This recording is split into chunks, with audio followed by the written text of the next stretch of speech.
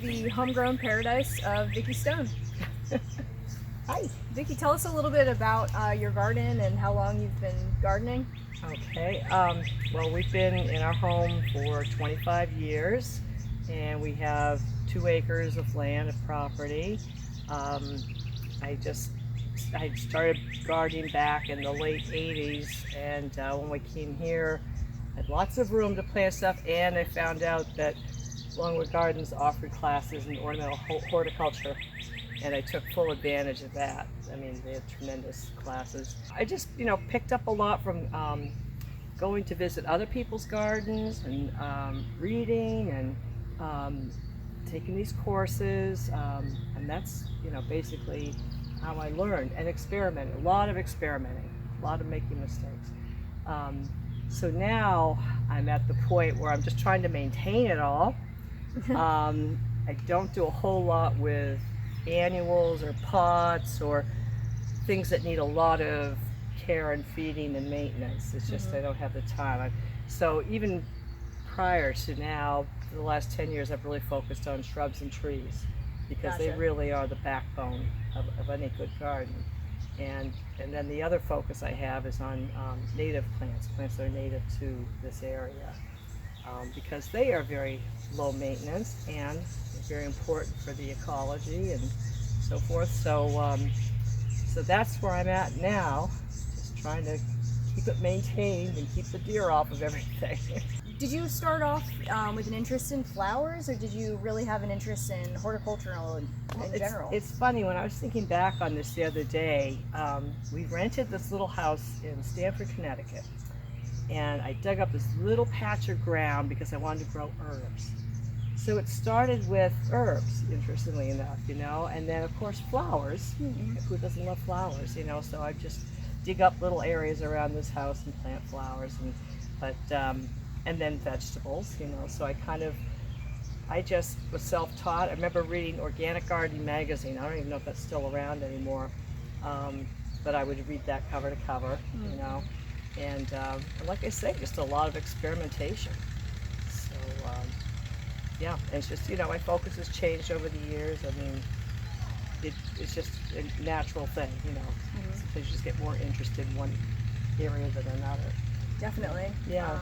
Something I've noticed about the types of plants that you have in your yard is that there are a lot of bees and butterflies, especially in the backyard. So do you mind if we go take a look and see if some are out right now? Yeah, absolutely. Let's go check it out. Sure.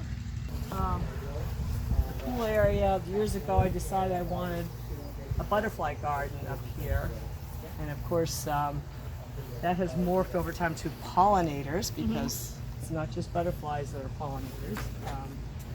Moths and flies and birds and Bats, yeah. Bats and bees and so forth. Despite the coronavirus, bats are not all bad. Yeah, so this is, the focus was on plants that support pollinators, whether to forage on for nectar or to lay their eggs on so the caterpillars have something to eat. And Courtney, you just asked me about milkweed, and I let this wild milkweed come in. It just showed up one day, and I let it come in, and it sends its root, little runners out, Right. and will pop up in various places. So Yeah, I see it all the way over there. right. So I leave quite a bit of it in here. I mean, if it gets a little too crowded, he's crowding things that I don't want to be crowded. It's pretty easy to pull up. But Yeah. this is absolutely, this is the plant that monarch butterflies need to lay their eggs on. That's what their caterpillars eat. Now, do they are they capable of laying their eggs anywhere else, or is it? Not monarchs. Wow. This is the only.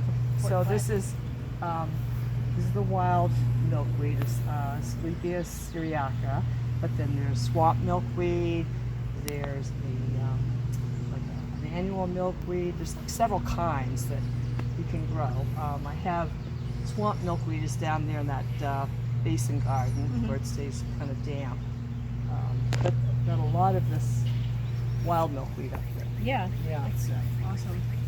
Yeah, and so I'll turn this way because this was a pollinator garden I started 2 years ago. Mhm. I used to grow vegetables here, but I found it very labor intensive because of this silver maple and its roots.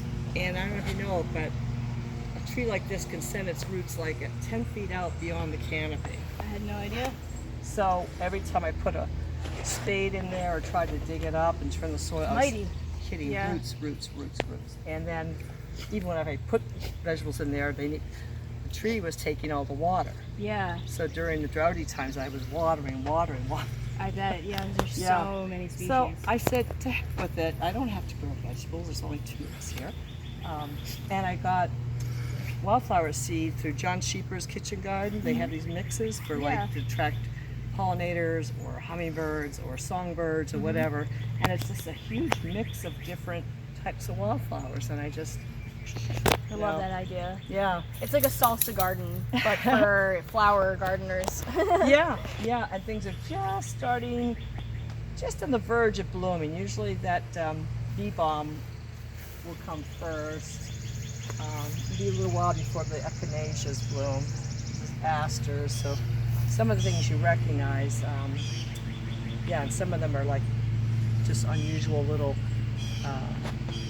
either perennial or annual plants. So that's like a catmint. It's a good pollinator plant. There's another catmint that's just a bigger one. That's a little dwarf one.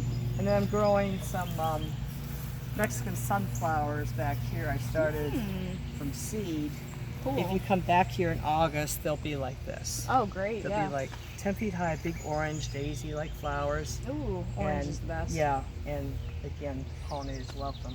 Yeah, so Yeah. here's what they look like just starting now. And I have to keep thinning them out because, like I say, they will become. They kind of look like giants. beans. The leaves. They do. They Yeah. do look like beans. Yeah.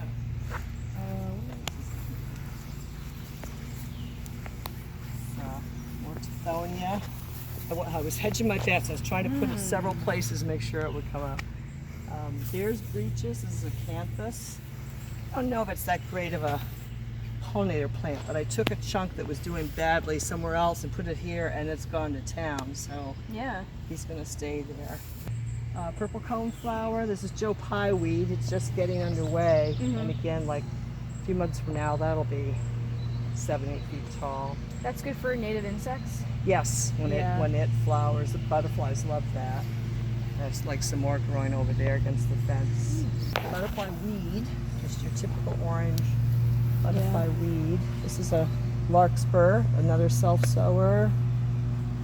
It just comes up. There's salvia. They like salvia. This is Blue Fortune agastache. It's not doing too great. Hopefully it's going to put on a little more growth this summer. Agastache is another great plant for pollinators. Gotcha. Yeah. I think if you give plants the conditions they need and want and are, to thrive, they will spread happily or they'll take hold. Carolina lupin, which is native actually to further south here. Thermopsis is its genus name. But it does well here, even though it's more of a southern plant. Yeah, I love this. Just trying to grow a purple bean vine here, that hyacinth vine coming up. Always this more clematis. So let's see, more bee balm and Joe Pye weed. And this rose, you should smell this. Courtney, you can get in there. I don't know where, but it's really Oh wow, a that's wonderful really fragrance. nice. Yeah, an that's really old- nice. It's fun. Cool. Old bourbon rose, they call it. It's Ziphrine Druid. Really fragrant. Does get, a lot of black spot, but most roses in our climate do. So, Yeah. and you can see the tube-shaped flowers are just perfect for little hummingbird tongues. Oh, how bright they are. Yeah, and sadly, it has no fragrance. Yeah, I was like, Right? I know, you think it would, right? yeah. But no, hummingbirds like this plant. Interesting. Yeah, it's twines nicely. It's not a terrible vine. You control it and stuff. But, this is our native wisteria. It's gone by now. It flowered Yeah. 2-3 weeks ago. Little purple grape clusters, I call them. Wisteria frutescens. The flowers are really pretty, even as when they first start to form, and then as they open. Yeah, really lovely.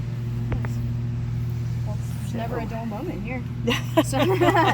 Right? I know. That's the goal, is to have something in flower and Yeah.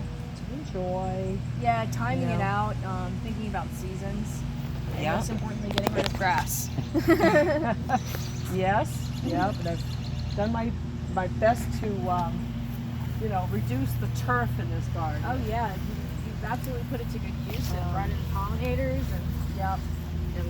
And none of this was here when we moved here. I just started making beds little by little. Just this bed and then that one and then this one. It just, they grew and grew. I mean, I just kept making new beds Yeah. every year. And then I had to get more plants. You used to get more plants. All right, there you have it, folks. The suburban garden of horticulturist Vicki Stone. Thank you so much for letting the Westchester Green Team explore your yard. It's been a pleasure. I enjoy sharing my gardens with whoever's interested. So, yeah, you guys can know. Thank you.